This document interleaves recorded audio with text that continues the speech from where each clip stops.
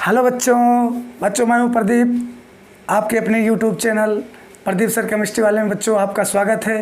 तो मेरे प्यारे प्यारे बच्चों, आज के लिए डेली की तरह आज भी एक नया लेक्चर लेकर के आए हैं आप लोगों के लिए।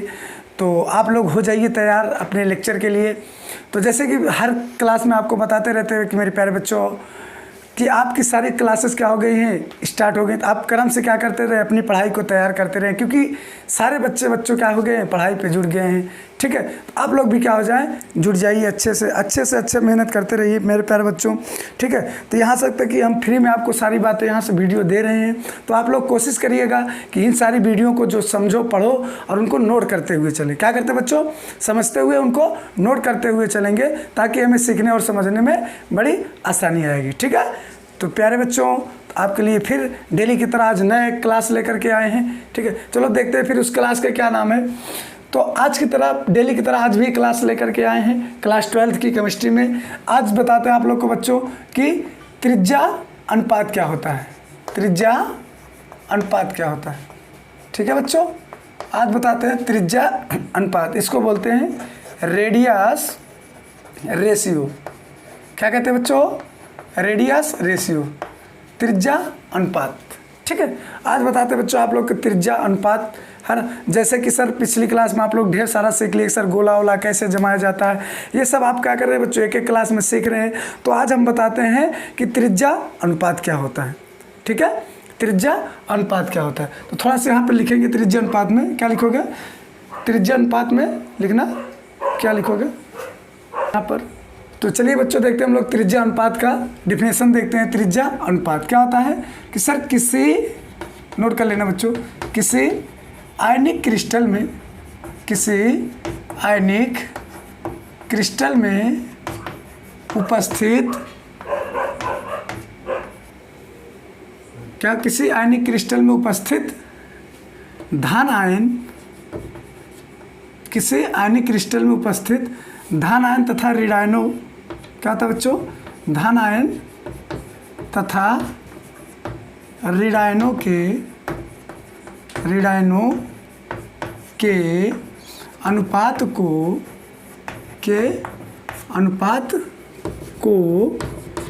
त्रिज्या अनुपात कहते हैं। क्या कहते हैं बच्चों, त्रिज्या अनुपात कहते हैं।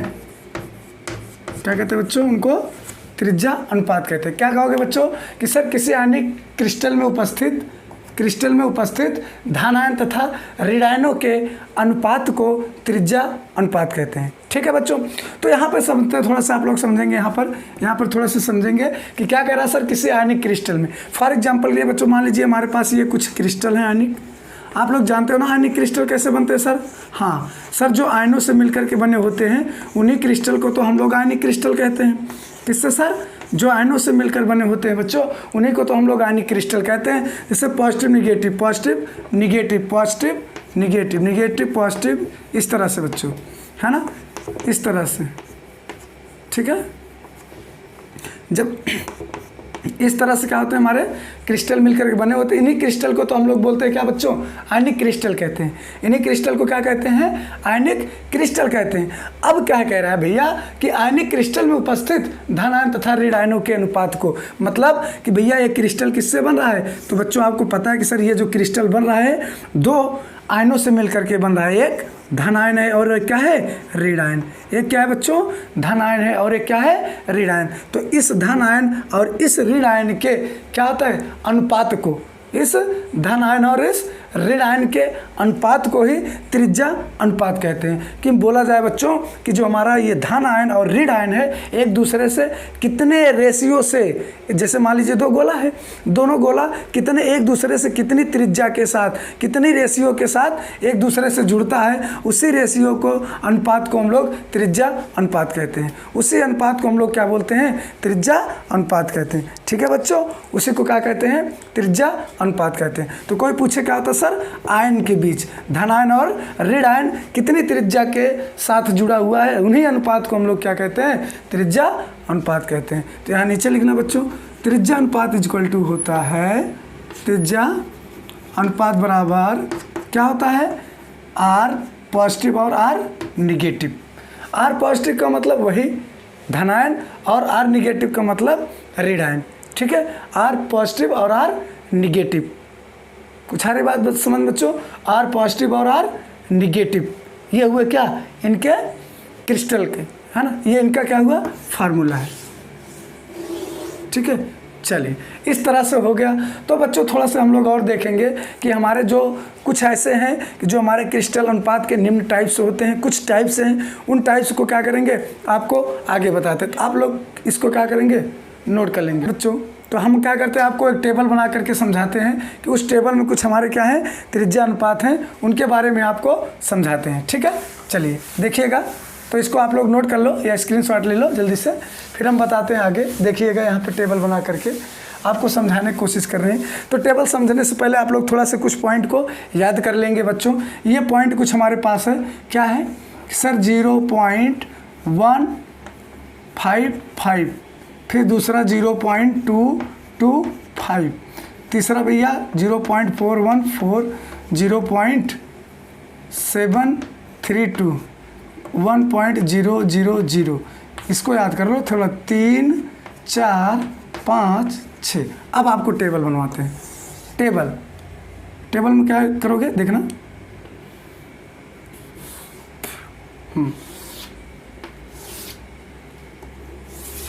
ठीक है, चलो इस तरह से टेबल बनाना। यहाँ पे लिख लो सीरियल नंबर, यहाँ पे लिखो बच्चों त्रिज्या अनुपात।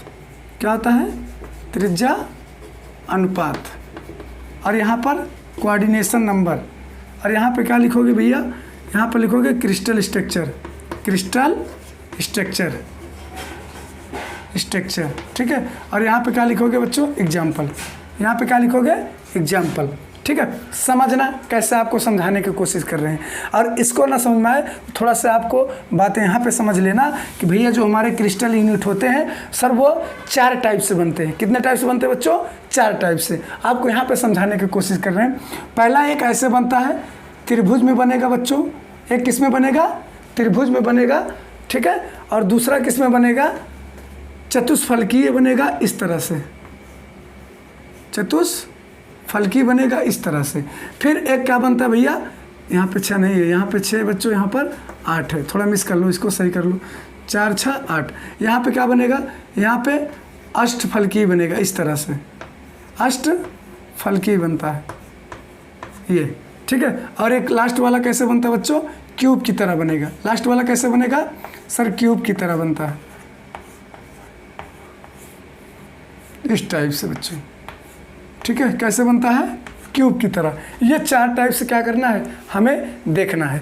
कितने टाइप से सर, ये 4 टाइप से होता है, पहला दूसरा तीसरा और चौथा होता है। ठीक है बच्चों, चलिए तो सीरियल नंबर 1 में देखेंगे सर। 1 में देखेंगे तो जब 1 में हम लोग देखेंगे तो इनके और इनके बीच की जो त्रिज्या होती है। ठीक है, पहला क्या है बच्चों, इनके बीच चलता है, कहाँ से 0.155 से लेकर के 0.225 तक, 0.115 से लेकर के 0.225 तक। ठीक है, यहाँ तक दोनों रेशियो होता है। तो इनको हम लोग कोऑर्डिनेशन नंबर कितना होता है भैया 3 होता है। इसका नाम क्या कहते हैं, इसका नाम क्या कहते हैं बच्चों ट्रायंगुलर कहते हैं, ट्रायंगुलर कहते हैं। ठीक है, एक मिनट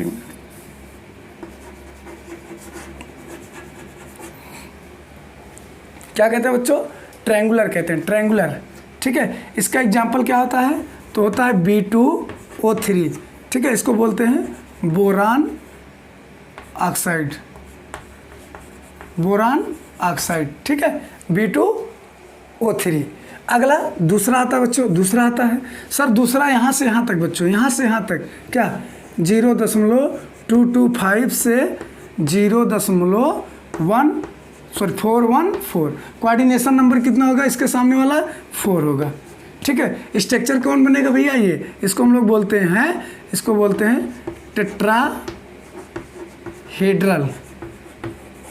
टेट्राहेड्रल कहते हैं। इसका एग्जाम्पल क्या आता है बच्चों, इसका एग्जाम्पल आता है जिंक सल्फाइड।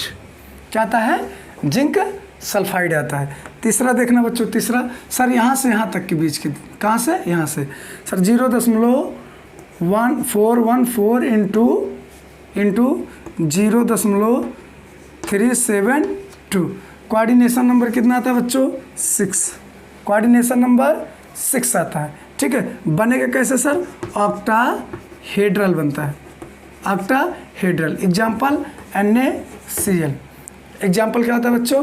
NaCl होता है। चौथा देखिए, चौथा सर यहाँ से यहाँ तक, चौथा यहाँ से यहाँ तक क्या? 0.732 to 0.11। ये कोऑर्डिनेशन नंबर क्या होता है बच्चों? 8 होता है। कोऑर्डिनेशन नंबर क्या होता है? 8 होता है। स्ट्रक्चर कैसे बनता है? तो क्यूबिक बनता है। कैसे बनता है बच्चों? क्यूबिक। और क्या होता है? Caesium chloride. इसको क्या बोलते हैं बच्चों? सीजियम कहते हैं। SCS का एटॉमिक नंबर कितना होता है? 55 होते हैं। कितना होता है? 55 होता है।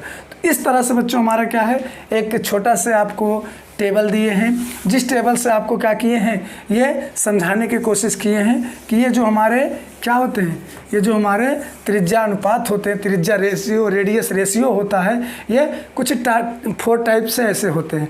पहला यहाँ से लेकर के यहाँ तक जाता है और उनका कोऑर्डिनेशन नंबर कितना होता है? ये 3 होता है। और दूसरा 0.225 से लेकर के इतने तक के टेट्राहेड्रल होता है, जिंक ऑक्साइड कहते हैं बच्चों। चौथा 0. इतने से लेकर 7 ऑक्टाहेड्रल कहते हैं, NaCl होता है। चौथा सर 0.732 to 1.008 होता है, क्यूबिक CsCl3 होता है, CsCl3 होता है। तो बच्चों, मेरे प्यारे बच्चों, आपको एक छोटे से वीडियो में क्या किए हैं, इतना समझाने की कोशिश किए हैं कि त्रिज्या अनुपात क्या होता है, कि त्रिज्या अनुपात क्या होता है। ठीक है, अब क्या करेंगे? अब चलो बच्चों, आपको क्या कर देते हैं, इसी पे एक न्यूमेरिकल छोटा से बता देते हैं, तो आपको क्या हो जाएगा, इसकी वैल्यू पता चल जाएगा कि इसका मतलब हमारा त्रिज्या अनुपात क्या हुआ और क्यों त्रिज्या अनुपात निकालना हमें जरूरी है। ठीक है, तो चलो देखते हैं न्यूमेरिकल। चलो बच्चों, एक ठो हमारे पास न्यूमेरिकल आया है। क्या कह रहा है कि 2 आयन, क्या कह रहा है न्यूमेरिकल बच्चों? 2 आयन A+ तथा B- की त्रिज्या क्रमशः 88 pm तथा 200 pm है। यदि AB एक क्रिस्टल है, यदि क्या कह रहा है कि AB एक क्रिस्टल है, तो A+ की उपसंयोजन संख्या ज्ञात कीजिए। तो किसका भैया? A+ की उपसंयोजन संख्या ज्ञात कीजिए। तो प्यारे बच्चों, थोड़ा सा आप लोग यहाँ पे समझना, इसको A मान लिया जाता है और इसको B मान लिया जाता है। इसको क्या मानते हैं? A मानते हैं, और इसको क्या मान लेते हैं? B मान लेते हैं। ठीक है, तो हमें किसके लिए निकालना है? कह रहा है क्या कि A+ का A+ बराबर, मतलब A बराबर होता है बच्चों, यहाँ पे समझ लेना कि सर A बराबर होता है R+/R- होता है, चाहे B बराबर ले लो वही भी होता है, R+R- होता है, चाहे जिसके बराबर हो। तो यहाँ पर A+ इक्वल क्या हो जाएगा बच्चों? R+/R-। तो क्या कह रहा है यहाँ पर समझना, त्रिज्या क्रमशः मतलब एक R+ के लिए कितना है? 88 है। ठीक है, और बच्चा R- के लिए कितना है? 200 pm। कितना? 200 pm है। अब क्या करोगे, इसी पर रख दो सर। 88 इक्वल टू कितना हो जाएगा बच्चों? 200। 88 इक्वल टू 2 से, तो हम लोग इसको क्या करेंगे, यहाँ पर देखना, हम लोग इसको क्या करेंगे? डिवाइड करेंगे। इसको हम लोग क्या करेंगे बच्चों? भाग देंगे।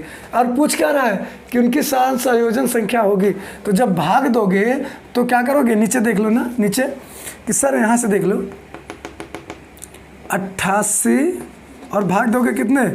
2 से, तो क्या जाएगा? 0. यहाँ 0 बढ़ जाएगा, तो क्या आ जाएगा? 0.41। ठीक है, 41 सर 4 आएगा, यहाँ पे 80 हो जाएगा, 2 बार 4 बार 4 दूना 800 आएगा। कितना आएगा बच्चों? 800। फिर यहाँ पे 80 उतरेगा, फिर 0, फिर 8, तो हाँ 44। कितना आ गया सर? 0.44 आ गया, 0.44 आ गया।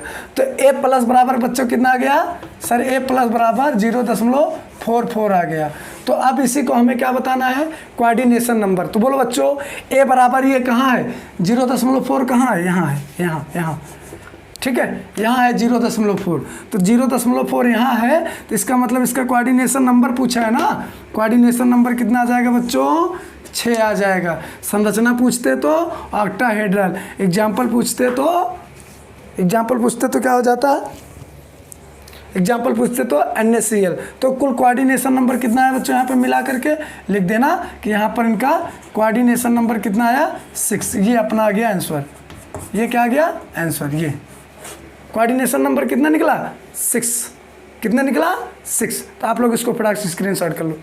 तो बच्चों दूसरा वाला न्यूमेरिकल आप लोग देखेंगे, क्या कह रहा है कि सर एक आयनिक ठोस AB है, क्या कह रहा है, कोई एक आयनिक क्रिस्टल है, वो कैसे टाइप का है बच्चों, AB है, और NaCl में क्रिस्टलीकृत है। अब देखना दिमाग, NaCl में क्रिस्टलीकृत है, NaCl ये है ना भैया, मतलब इस टाइप में क्या है वो बच्चों, क्रिस्टलीकृत है, ध्यान देना यही पॉइंट है, इसीलिए कह रहे हैं इसको क्या करना, टेबल को अच्छे से तैयार कर लेना, बार बार प्रैक्टिस कर करके बच्चों।